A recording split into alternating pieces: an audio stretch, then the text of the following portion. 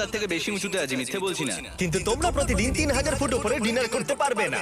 এই Michelin star chef hot air বেলুনের flame ব্যবহার করে আমরা এখানে যা যা খাবো সেই সমস্ত কিছুই রান্না করছে। মিস্টার বিস্ট, ও এটা এখন আমরা খেতে চলেছি। এখন আমরা সবাই হট এয়ার বেলুনের আগুনে রান্না করা মাছ খাবো। Oh thank you. Oh my god, Jimmy, এটা অসাধারণ। দেখো নিচটা কতটা সুন্দর দেখাচ্ছে।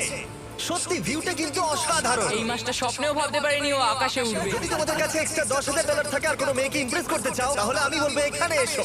10টা গরমেট কোর্সের প্রতিটার স্বাদই ছিল অসাধারণ। কিন্তু আমার একটা প্রশ্ন ছিল যেটা জিজ্ঞাসা করতেই হতো, একজন মিচেলিন স্টার শেফ হিসেবে তোমার ফেস্টিভ্যাল কেমন লাগলো? খুব ভালো আর ব্যালেন্সড, আর আমার এই চকলেটের ক্রাঞ্চটা খুব ভালো লেগেছে। ফেস্টিভ্যাল তাহলে মিচেলিন স্টার অ্যাপ্রুভ। 10,000 এর এক্সপেরিয়েন্স সত্যি দারুণ ছিল। অসাধারণ। এবার আমরা 50,000 এর এক্সপেরিয়েন্স করব। চ্যান্ডেলার আর কার্ল জানেই না ওদের জন্য কি অপেক্ষা করে আছে।